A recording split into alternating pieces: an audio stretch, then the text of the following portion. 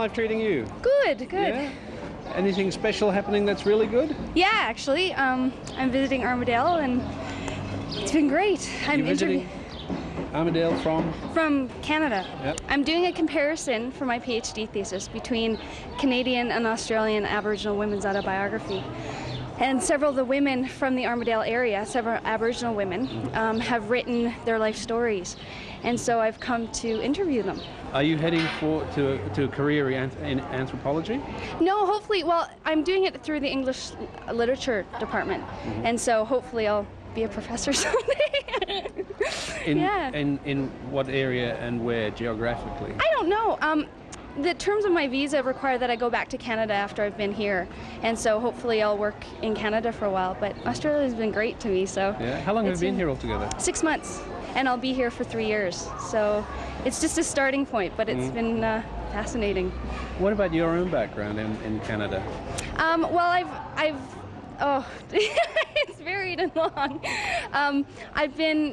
I've traveled all over Canada and spent several years in different places. I grew up in the middle of Canada, which is Saskatchewan, which is the coldest, harshest province, but also the best in terms of growing up. That's where I grew up for 18 years, and the sense of community is very much kind of like Armadale, actually, very close-knit, and it's very much a farming community. And what was your family involved with? My dad was a car dealership. He owned a car dealership, and my mom's a ballet dancer. So classical ballet? Yeah, yeah. So we've always been, my brother and I have one brother, and we've always been really involved with music and the arts. And cars. Through my mom. And cars. That's right. When you decided to come to Australia, what did your parents say? They were quite excited. My dad did a lot of traveling when he was young. He spent 3 years in Nigeria and really has traveled a lot. And so he was really excited for me. I also spent a year in Japan before I did this. So it's been, this isn't my first time being away from home for an extended period of time, but it was a lot easier coming here than going to Japan. You knew the language. Yeah, exactly. Maybe you speak Japanese, do you? A little, yeah. So I was there for 10 months, and I'm actually going back at Christmas, which is going to be exciting because it's 3 years ago since I've been there. I was interested about your parents. They both obviously had quite an effect on you, an influence on you. I mean, everybody's parents do. Yeah. But how can you describe your mother and father to us? Without crying? You can cry if you want. No. Let's start with my dad. He's about 6'4".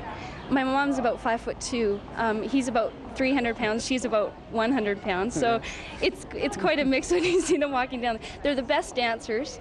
My dad is as light on his feet as possible, and Mom being a ballet dancer. So to see them dancing is. Can you see them dancing? Oh yeah. They go. They tend to like to dance a lot. So not very often, but so it's wonderful to see them out there. Sometimes. They're very affectionate. They've been married 27 years, and my dad still comes in and pinches my mom's bum and says, "I'll see you upstairs later." And so it's really good for me to see that marriage, especially in this day and age, that marriages can work, and that my dad just lost his job, and so it's been really difficult for me to be here while that's happening, and Mom's been really anxious and worried, and so home right now is really difficult, and in some ways I'm glad I'm here because I don't have to see their worry and their pain, but at the same time I feel so helpless and I can't do anything. So every phone call is a bit of a worry.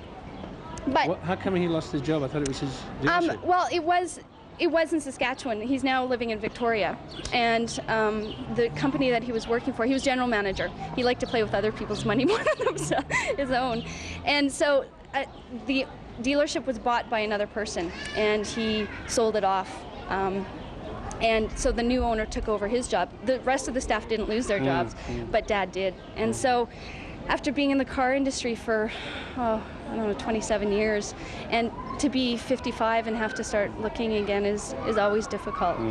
But every phone call, it's as anxious for me as it is for them, but they really try to keep it positive, and Dad talks about how much gardening he's doing, and he's really, he deserves a couple of months break just because he's been working so hard, but I know deep down he's got that male instinct of supporting the family, and thank goodness that my brother and I are no longer needing to be supported by them. So that's one less worry. But at the same time, it's that anxiety that really gets them. Yes. So, but the strength that they have and the kind of positive face that they put on is really good for me. And is your mum working at all? Yeah, she's still working as a dancer, and I'm actually just trying to find some CDs for her to choreograph to. She wants to get some Australian music. Yeah, they're both really strong people. They've been through some really bad stuff. My mom's an alcoholic, and so throughout my life, we went through a period where I never was affected by her alcoholism. It was a kind of quiet thing. But her first AA meeting, she came to my brother and I and said, I have to tell you this, I'm an alcoholic, I will always be an alcoholic, and this is a process I have to go through. How old were you then? I was about 10, I think. And so to see her take that challenge on and go through it, and on her 10-year anniversary, she had a little party, and it was wonderful. It was wonderful to see that she'd made it through some really difficult times. She had to face the fact that both my grandparents were also alcoholics, and she had never really had to deal with that before, and so she had to realize that that was a kind of legacy in our family, and it's affected her strength of getting through that and maintaining that kind of struggle at the worst times in her lives. It has just been wonderful, and my dad's been such a support.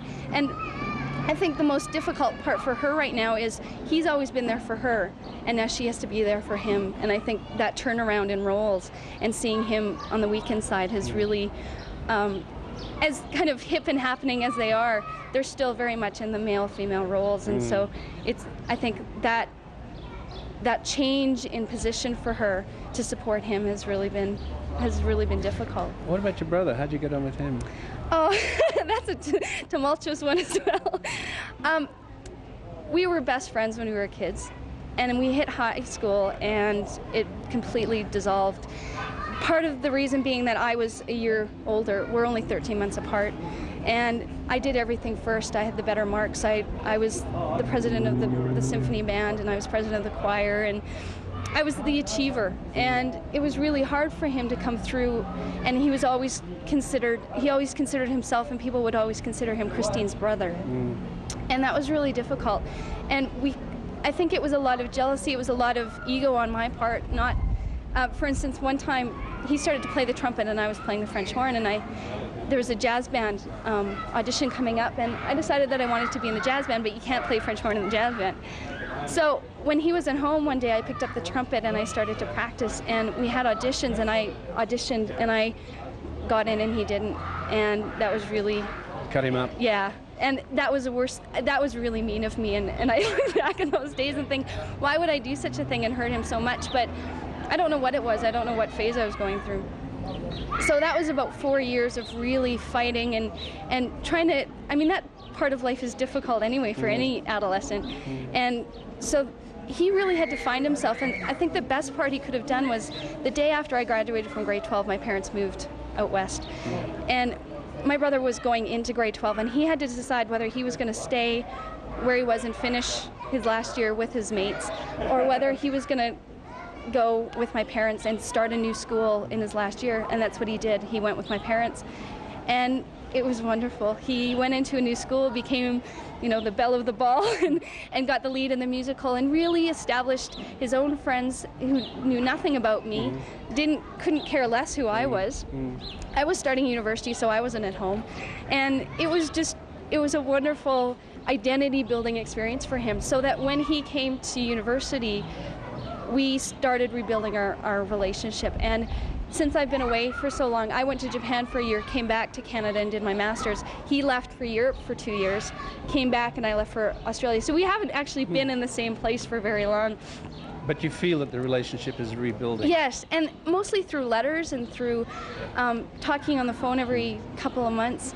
He actually lived with me in my apartment in Vancouver for 3 months, and it was amazing. We were like best friends, and we would go out, and it was wonderful. And I think my mom also had a nervous breakdown when we were fighting in high school, because she couldn't figure out what had gone wrong. and she couldn't do anything to solve it. And I guess she just had to let us grow up. And so we've done that, and it's really nice having a brother as a friend now. So it's good.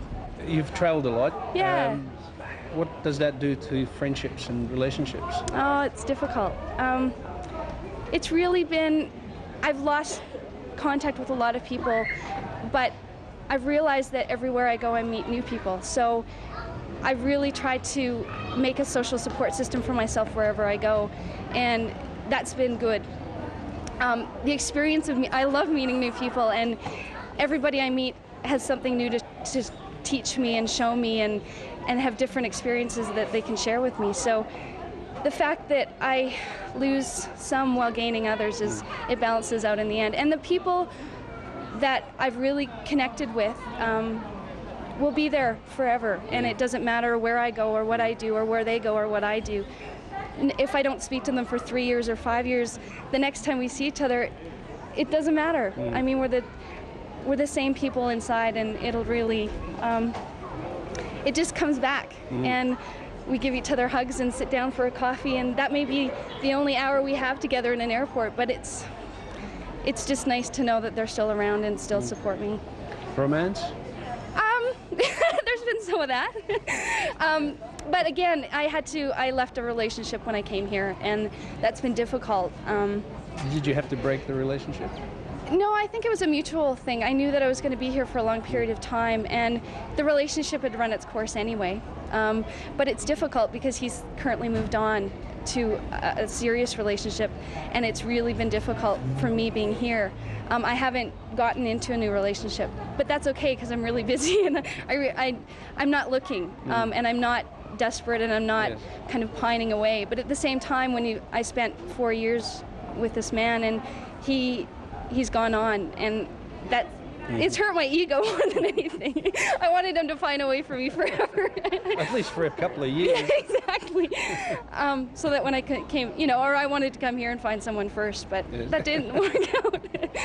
So that's okay. You'll have to just deal with that. That's right. That's right. What other sort of other issues in your life that you're interested in apart from what you're studying?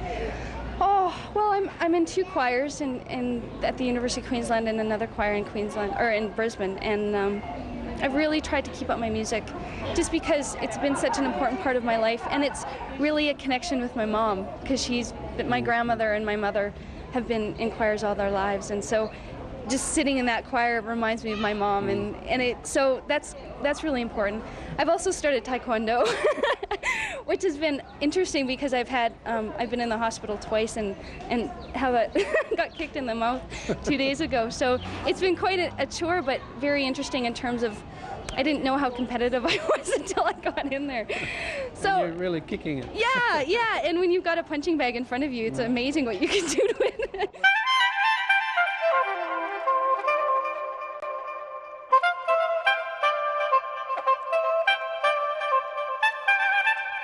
What's your name? Daniel.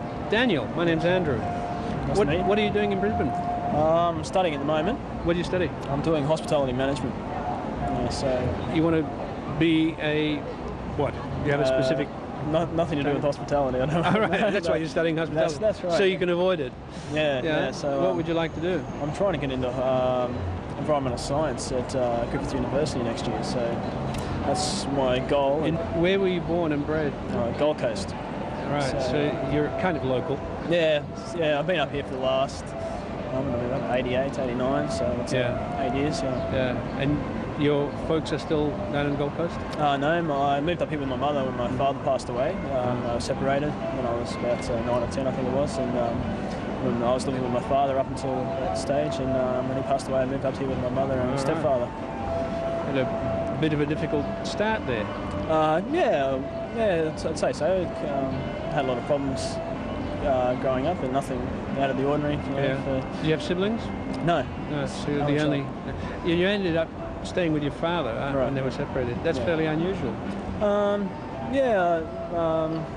My mother moved away when they separated, and I was given the choice basically, and it was hard, for. How old were you? I was 9 or 10. Gee, that's hard. It was a very tough decision. It was like choosing between your parents, which it was a tough decision, but I stayed with my father and still had contact with mother. And, And did your mother ever feel?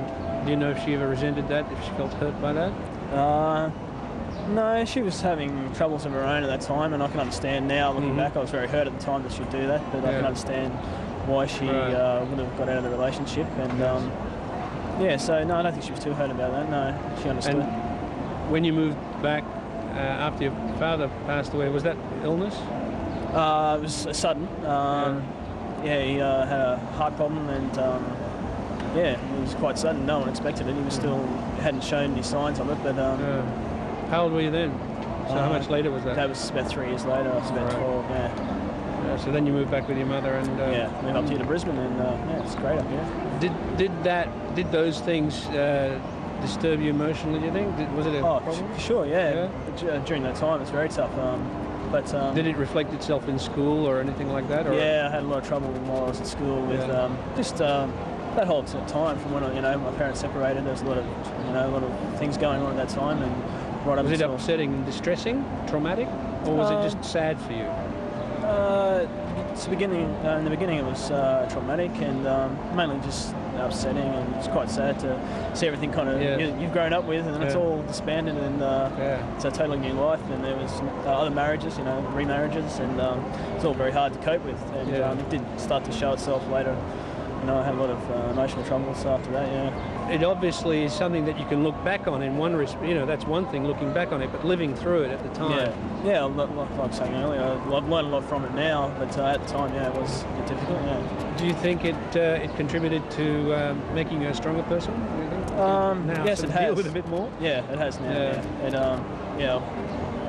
It's helped to shape me, and I think I've learned a lot from it now. And your mum? Yep, she's fine. She works in the city here, not far from here, and she's actually remarried again. Her second husband passed away also, and just another hiccup. But she's had a tough time. Yeah, her whole life's been had some rough times in it as well. So I can appreciate the steps she's taken in her life, and there's no regret there. So you don't live with her, but you see her? Yes, no, I'm still at home. Yeah, I've got an own separate flat, I suppose you could say. So I've got my own space there. But you have a group of friends that have stuck with you? No, I'm pretty much a bit of a loner. I've got people I associate with. I call them friends, but I'm not close. They're not close. Yeah, I'm not close to a lot of people. I'll keep in contact with them, but no. There's no one that you could call a soulmate that you can talk to. Oh, my girlfriend. Yeah. You have a girlfriend? Yes, I've been going here for about 4 years now, and she's great. She's beautiful. She's my soulmate, my best friend.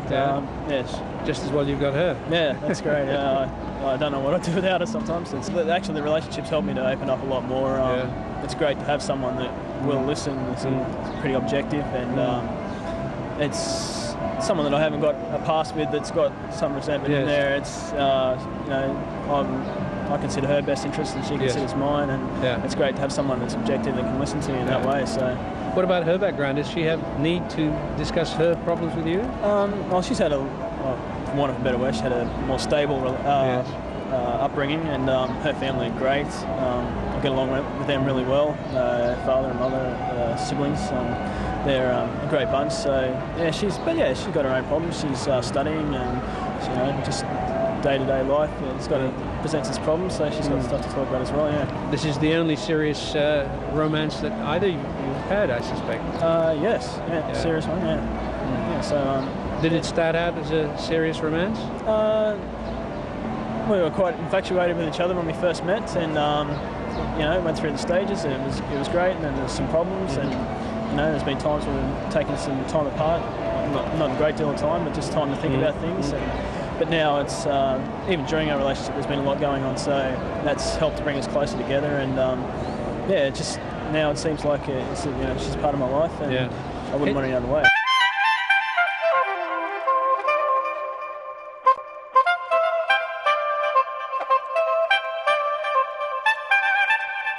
Morning.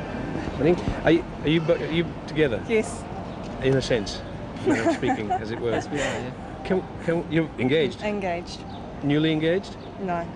Oldly engaged. Can we see the ring again? Just very nice. Thank you. Very nice. You choose it yourself or together? Together. When was that?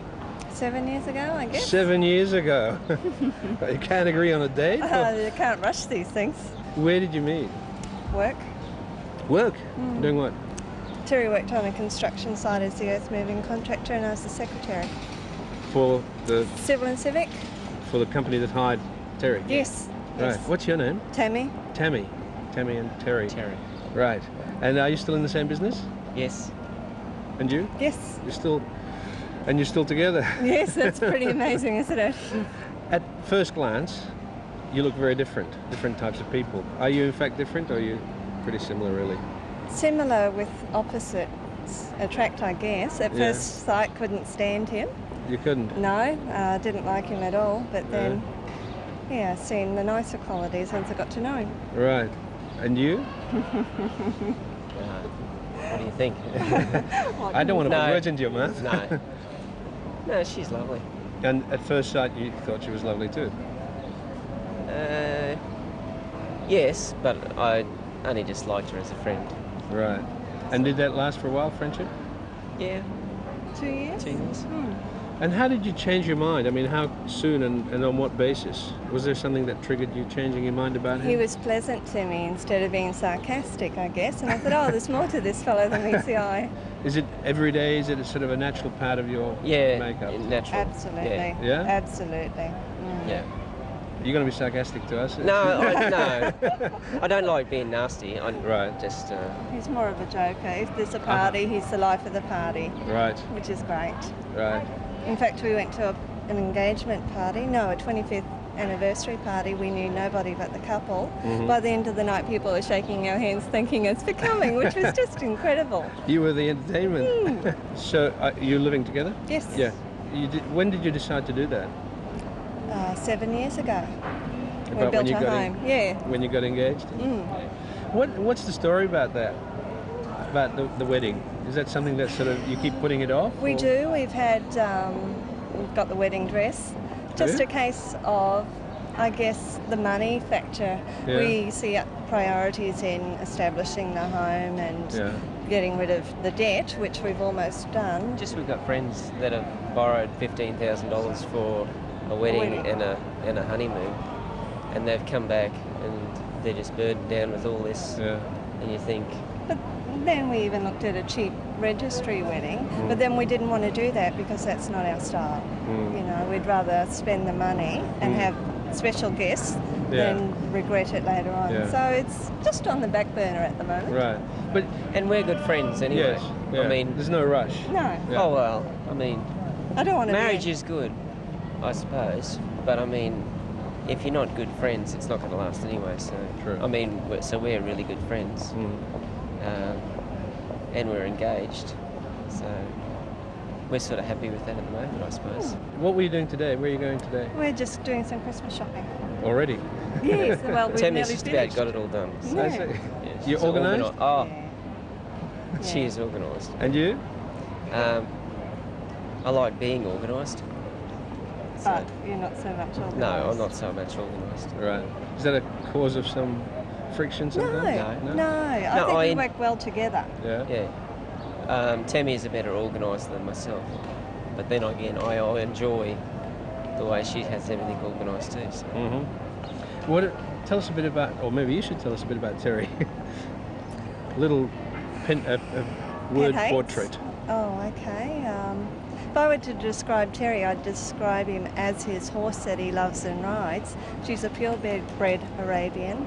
She's beautiful to look at, but she's all horse. She does everything 100%. Yeah. And that's Terry. If he's going to do something, he takes a bit between his teeth and he does it to the best of his ability. And that's Terry. And my horse is a reflection of me. She's organised, she does exactly what you ask her to, when you ask her to, but if you cross her, you're in big trouble because she's the boss of the paddock. Right.